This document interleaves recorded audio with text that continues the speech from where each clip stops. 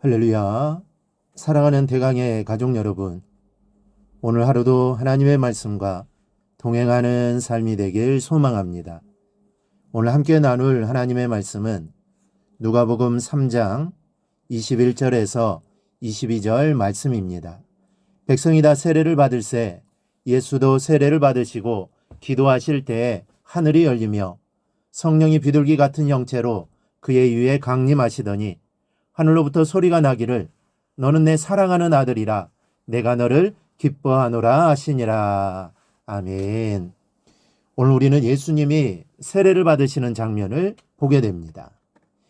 예수님은 사실 세례를 받으실 분이 아니십니다. 요한의 세례는 죄인이 회개하고 죄 용서의 상징으로 받는 사인이었습니다. 오늘 우리가 받는 세례도 마찬가지입니다. 예수 그리스도를 영접한 사람이 이제 더 이상 죄인이 아닌 하나님의 사람으로 거듭났음을 상징적인 의식을 통해 나타내는 것이 세례입니다.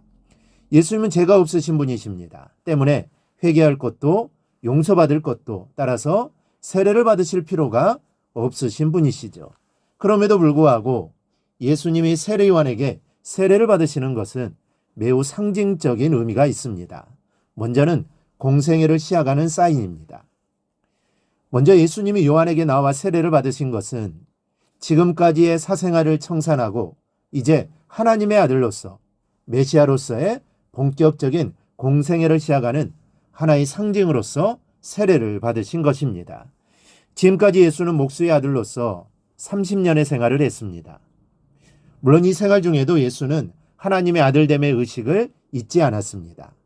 우리는 12살에 유월절을 지키기 위해 예루살렘 성전에 올라갔을 때 어린 예수가 그곳에서 율법사들과 토론하던 것을 기억합니다. 바로 그것이 하나님의 아들됨의 의식입니다. 그러나 이제 의식으로만 아니라 실제 하나님 아버지께서 보내신 목적과 뜻을 이루기 위해 공생애를 시작하셔야만 했습니다. 그 시작의 표징으로서 세례를 받으시면서 시작하신 것입니다. 또 하나는 하나님의 의를 이루기 위해서입니다. 이 누가복음에서는 자세히 언급하고 있지 않지만 예수께서 요단강으로 세례를 받으시기 위해 나아오실 때 내가 당신에게 세례를 받아야 할 터인데 당신이 내게로 오십니까? 라고 세례 요한이 만류합니다. 그러나 주님은 말씀합니다. 이제 허락하라. 우리가 이와 같이 하여 모든 의를 이루는 것이 합당하니라. 여기서 모든 의를 이룬다는 것은 하나님의 뜻을 이루신다는 것입니다.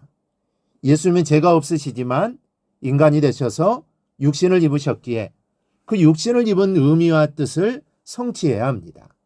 이제 앞으로 세상 죄를 지고 갈 하나님의 어린 양으로서 온 인류의 죄악을 담당하셔야 하기에 이 일을 하시는 겁니다. 하나님의 뜻을 이루기 위해 순종하시는 것입니다. 여러분, 이것이 중요합니다.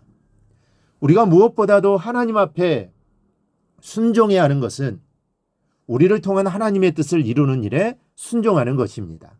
나의 뜻을 이루는 것이 아닌 하나님의 의, 하나님의 뜻을 이루기 위해 순종하는 삶이 있기를 축원합니다. 셋째는 하나님의 증거가 있었습니다.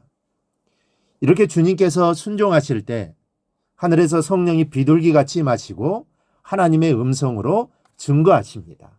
너는 내 사랑하는 아들이라 내가 너를 기뻐하노라. 하나님께서 이 음성을 통하여 예수가 그리스도이심을 확증해 주십니다. 이 과정에서 성령의 강림은 중요한 의미가 있습니다. 이것은 주님께서 단지 자신의 능력으로서가 아니라 성령의 인도하심과 성령의 능력을 통하여 공생의 사역과 그 삶을 사신다는 것을 증거해 주는 것입니다. 따라서 우리도 성령으로 충만치 않고는 하나님의 일을 할 수 없고 하나님의 뜻대로 살아갈 수 없음을 보여주시는 것입니다. 사랑하는 여러분, 우리는 누구를 위해서 있고 누구를 위해서 일하며 살아갑니까? 우리는 하나님의 의를 생각해야 합니다.